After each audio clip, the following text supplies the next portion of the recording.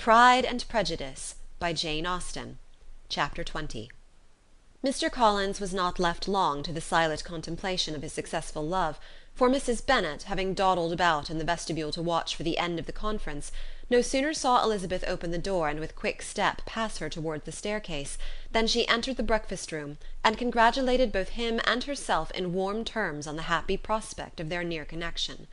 Mr. Collins received and returned these felicitations with equal pleasure, and then proceeded to relate the particulars of their interview, with the result of which he trusted he had every reason to be satisfied, since the refusal which his cousin had steadfastly given him would naturally flow from her bashful modesty and the genuine delicacy of her character. This information, however, startled Mrs. Bennet. She would have been glad to be equally satisfied that her daughter had meant to encourage him by protesting against his proposals, but she dared not believe it, and could not help saying so. "But depend upon it, Mr. Collins," she added, "that Lizzie shall be brought to reason. I will speak to her about it directly. She is a very headstrong, foolish girl, and does not know her own interest, but I will make her know it." "Pardon me for interrupting you, madam," cried Mr. Collins, "but if she really is headstrong and foolish, I know not whether she would altogether be a very desirable wife to a man in my situation, who naturally looks for happiness in the marriage state. If, therefore, she actually persists in rejecting my suit, perhaps it were better not to force her into accepting me, because, if liable to such defects of temper, she could not contribute much to my felicity." "Sir, you quite misunderstand me," said Mrs. Bennet, alarmed. "Lizzie is only headstrong in such matters as these. In everything else she is as good-natured a girl as ever lived. I will go directly to Mr. Bennet, and we shall very soon settle it with her, I am sure." She would not give him time to reply, but hurrying instantly to her husband, called out as she entered the library, "Oh, Mr. Bennet, you are wanted immediately. We are all in an uproar. You must come and make Lizzie marry Mr. Collins, for she vows she will not have him, and if you do not make haste, he will change his mind and not have her." Mr. Bennet raised his eyes from his book as she entered, and fixed them on her face with a calm unconcern which was not in the least altered by her communication. "I have not the pleasure of understanding you," said he, when she had finished her speech. "Of what are you talking?" "Of Mr. Collins and Lizzie. Lizzie declares that she will not have Mr. Collins, and Mr. Collins begins to say that he will not have Lizzie." "And what am I to do on the occasion? It seems a hopeless business." "Speak to Lizzie about it yourself. Tell her that you insist upon her marrying him." "Let her be called down. She shall hear my opinion." Mrs. Bennet rang the bell, and Miss Elizabeth was summoned to the library. "Come here, child," cried her father as she appeared. "I have sent for you on an affair of importance. I understand that Mr. Collins has made you an offer of marriage. Is it true?" Elizabeth replied that it was. "Very well, and this offer of marriage you have refused?" "I have, sir." "Very well. We now come to the point. Your mother insists upon your accepting it. Is it not so, Mrs. Bennet?" "Yes, or I will never see her again." "An unhappy alternative is before you, Elizabeth. From this day you must be a stranger to one of your parents. Your mother will never see you again if you do not marry Mr. Collins, and I will never see you again if you do."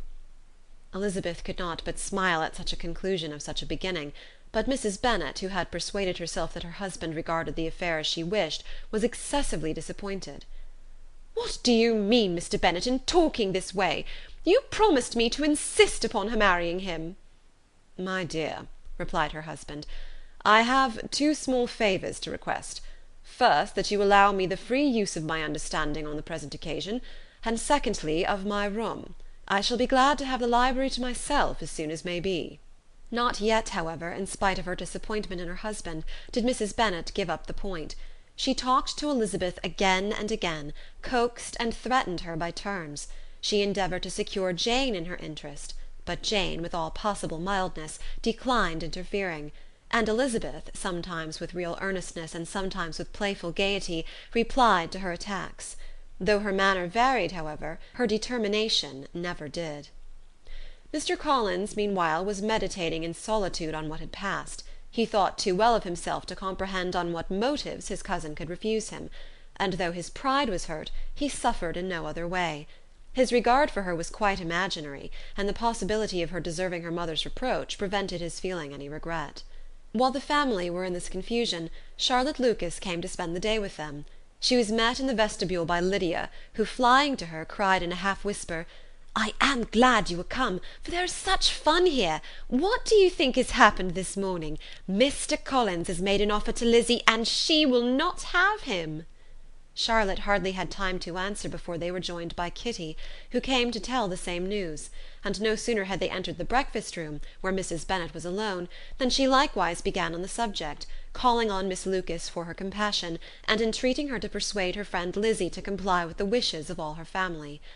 "Pray do, my dear Miss Lucas," she added in a melancholy tone, "for nobody is on my side, nobody takes part with me, I am cruelly used, nobody feels for my poor nerves." Charlotte's reply was spared by the entrance of Jane and Elizabeth. "Ay, there she comes," continued Mrs. Bennet, "looking as unconcerned, it may be, and caring no more for us than if we were at York, provided she can have her own way. But I tell you, Miss Lizzie, if you take it into your head to go on refusing every offer of marriage in this way, you will never get a husband at all, and I am sure I do not know who is to maintain you when your father is dead. I shall not be able to keep you, and so I warn you.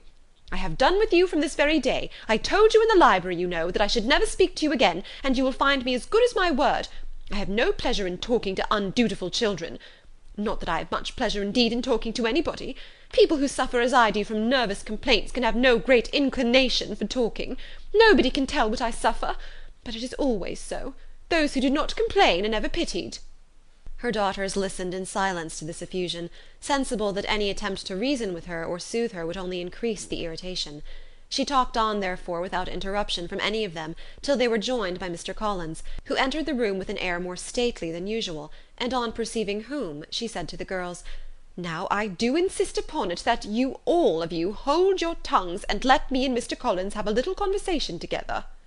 Elizabeth passed quietly out of the room, Jane and Kitty following, but Lydia stood her ground, determined to hear all she could; and Charlotte, detained first by the civility of Mr. Collins, whose inquiries after herself and all her family were very minute, and then by a little curiosity, satisfied herself with walking to the window and pretending not to hear. In a doleful voice Mrs. Bennet began the projected conversation. "Oh, Mr. Collins!" "My dear madam," replied he, "let us be for ever silent on this point. Far be it from me," he presently continued, in a voice that marked his displeasure, "to resent the behaviour of your daughter.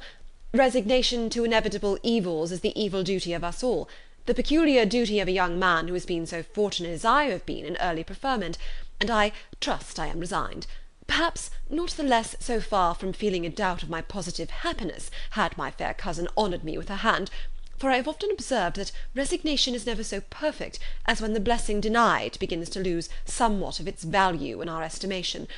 You will not, I hope, consider me as showing any disrespect to your family, my dear madam, by thus withdrawing my pretensions to your daughter's favour, without having paid yourself and Mr. Bennet the compliment of requesting you to interpose your authority in my behalf. My conduct may, I fear, be objectionable in having accepted my dismission from your daughter's lips instead of your own, but we are all liable to error. I have certainly meant well through the whole affair. My object has been to secure an amiable companion for myself, with due consideration for the advantage of all your family, and if my manner has been at all reprehensible, I here beg leave to apologize. End of chapter 20.